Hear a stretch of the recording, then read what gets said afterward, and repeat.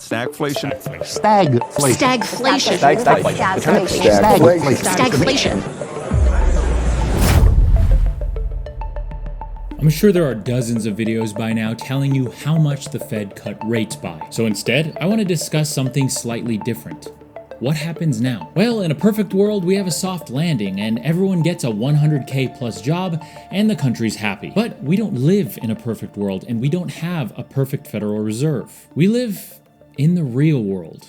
Remember a couple of years ago when everyone, including myself, believed that there was a very real possibility of stagflation. I mean, Ben Bernanke himself went on record saying that it looked like the US economy might be on its way towards stagflation. And the arguments made sense. Inflation was through the roof, topping out at over 9% in 2022. And the Federal Reserve started raising rates at the fastest pace in like the last 40 years. And if you understand the mechanics that cause stagflation, then you know that this combination was like the perfect storm. And if you don't know the mechanics that cause stagflation, don't worry, I'm going to cover that briefly but in depth here in a second. The point is, the storm was perfect and ripe for stagflation. So then, what happened? Nothing. Nothing happened. At least not on paper. And that's because while we did have high inflation, and while it took much longer than expected to bring that number down, we never really got the massive drop in employment that comes along with stagflation. Again, at least not on paper, because if you ask the average American, the ones that have to go to the grocery store and actually participate in the labor market, not just the people at the BLS and the Fed who calculate the numbers, it probably doesn't feel like the job market is as strong as our economic leaders say it is. This is a strong, robust economy. People have savings on their balance sheet. And inflation probably doesn't feel as low as it apparently is.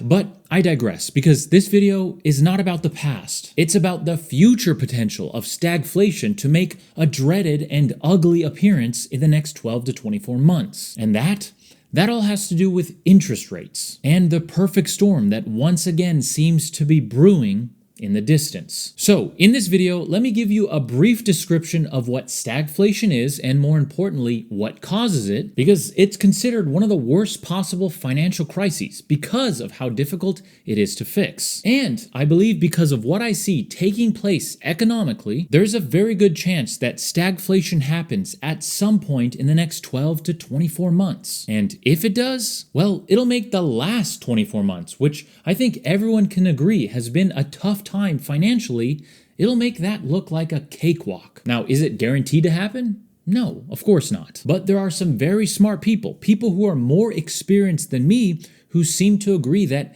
it is a threat. Like, for example, massive bank JP Morgan's current leader, Jamie Dimon. So, with that said, as always, my name is Derek, and I got my degree in finance, so you don't have to.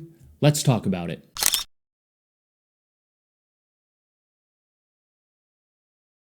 Now, before we talk about why there's a very real, non-zero chance that stagflation makes an appearance, let's define what it even is. Stagflation is a negative economic phenomena that is actually quite rare. In fact, the last time that we had true stagflation was all the way back in the 1970s. And honestly, thank God, because it's considered one of the most difficult financial crises to fix. And that's because stagflation is basically two separate financial crises happening at the same time that require the exact opposite solutions. Stagflation is a period of high inflation while simultaneously having high unemployment and low economic growth. And this is basically like having a broken ankle and a massive cut on your leg at the same time. The medicine that will cause the swelling to go down in your ankle will thin your blood and you'll bleed out. And the medicine that will stop the bleeding from that cut will increase the swelling in your broken ankle. With stagflation, if you fight unemployment by lowering interest rates,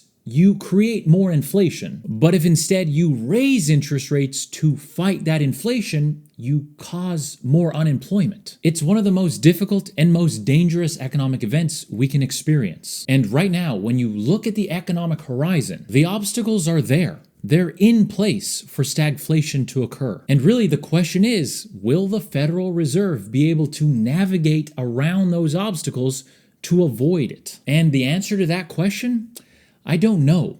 But let's talk about what those obstacles are in the first place.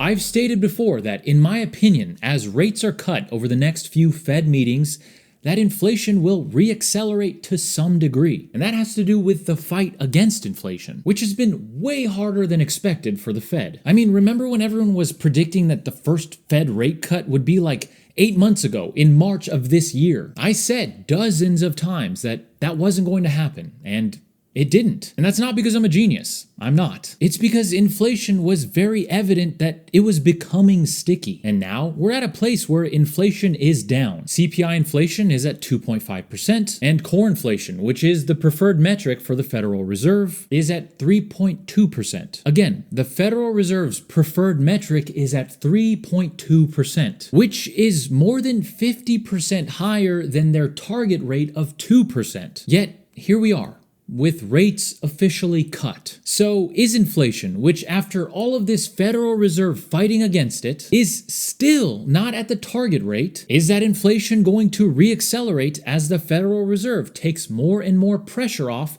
via interest rate cuts over the next 12 months? In my opinion, yes. You're going to see inflation return to some degree in the next 12 to 24 months, which begs the question, why are we even cutting interest rates in the first place? Well, honestly, because this current economic cycle is built on a low interest debt house of cards. And everyone from the US government, which is currently servicing a 35+ trillion national debt, to the fast-paced tech companies that lead the S&P 500, which a bunch of retirement accounts are based on, are all used to and require cheap money to function. So naturally, the labor market is currently feeling the effects of high interest rates, which, side note, aren't even historically that high. But I digress. The point is, I think we're going to see inflation reaccelerate as rates are cut more and more. Which means if this does happen, then half the equation is already in place for stagflation. And the other half? The job market. The other half of the stagflation equation is the job market. And in fact, the job market is a big point of contention in regards to how fast we should cut rates. Will rate cuts that are too slow cause recession and more unemployment? Is cutting rates faster a smarter move to avoid further weakening of the job market? Here's the thing, it's already a tough job market. Right now, companies across the board are being more and more picky of who they hire. And while in the long term, rate cuts should help this, instead in the short term, say the next 12 months or so, the job market is probably going to remain tough. The unemployment rate is already at 4.2%, which is well above the 4% which the Fed predicted that the rate would be at the end of this year. And that trend may continue to worsen over the next few months because there's a lead time between policy changes and their effects on the economy. So the job market is probably going to remain tough for most of, if not all of, 2025. And remember, unemployment is only part of the job market. The other part is wages outpacing inflation, so Americans as a nation don't effectively become poor. And remember, stagflation is both. It's an inflationary environment and high unemployment. But I'd throw one more thing in there. It's high inflation plus high unemployment and low wages for those fortunate enough to have a job in the first place.